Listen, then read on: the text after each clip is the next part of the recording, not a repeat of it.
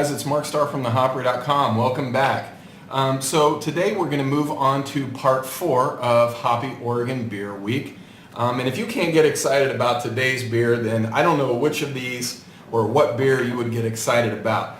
This is from a brewery called Beer Valley, and they are out of Ontario, Oregon, which is about as far east in Oregon as you can go. In fact, I think really close to Ontario is the Idaho border. So, we've been looking a lot at, places that are kind of more on the west coast, closer to Portland. But this is on the other end of the state, and it's called the Leafer Madness. And again, it's by Beer Valley. This is going to be the highest ABV beer that we look at this week as well. It clocks in at 9%.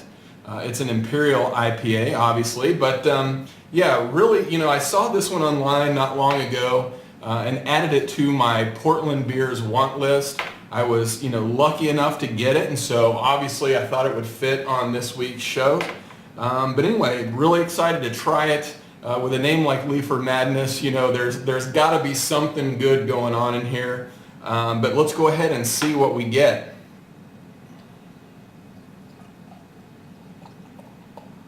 Alrighty, set that up there for you. Big bubble on the top, another one, awesome. Well, the first thing that I notice is that it pours a little bit clearer than most of the beers that we've been looking at this week. This one's got a really pale yellow color. Really kind of looks like a wheat beer, to be honest with you. The head on it, got that really light eggshell looking color. It's really frothy on top though, kind of like what you'd get on the top of a latte, for example. Pretty good, fair amount of head, but there is some hop haze in there, so that's, pretty indicative of the IPA style. Some of them don't, some of them use extracts, some of them are, heavily filtered.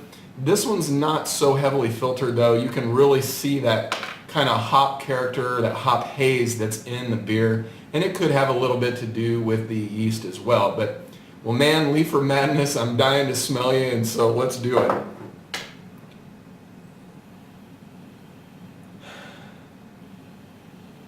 So right off the bat, this isn't as bright and citrusy or even piney as I would have expected. With Leafer Madness, I really think of something that's very piney, like maybe a Pliny the Elder. There is a lot of grassiness. There is a little bit of piney character in there, though. Maybe just not as predominant as I would have liked. I get some breadiness from those malts. Maybe a little bit of yeast character coming out of there, not a whole lot. But if I had to guess, I would say this is probably a beer that really focuses more on the bittering and flavoring hops than it does those aromatic hops. Really interesting. Smells a lot different than I thought. So let me go ahead and taste it and see where we end up on that part.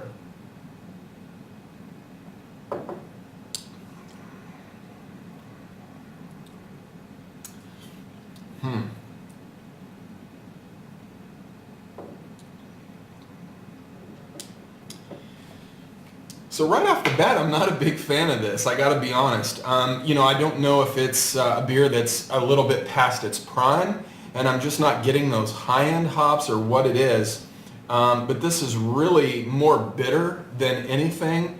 I'm not getting a whole lot of malt bill on here as well, so it's not real sweet, meaning that you really kind of need that malty sweetness to really kind of help cut the bitterness.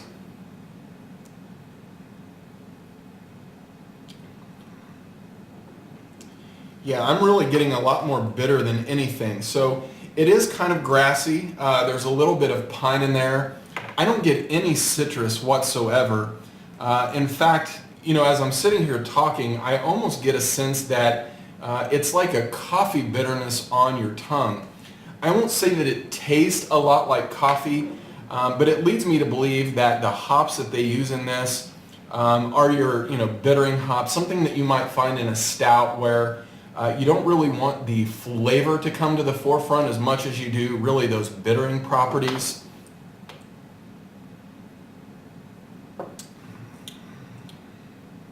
Yeah, I'm a little stumped by this. I mean, it's not a horrible beer by any means. It's my least favorite of the week so far, if I'm being honest.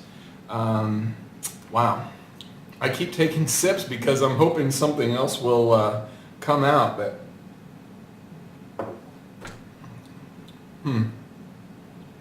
Well, guys, I think really I've said about everything I can say on this one. I would say this is probably my least favorite of the ones that we've had this week. I wouldn't really recommend, hunting one of these down unless you're just really fascinated with the label art.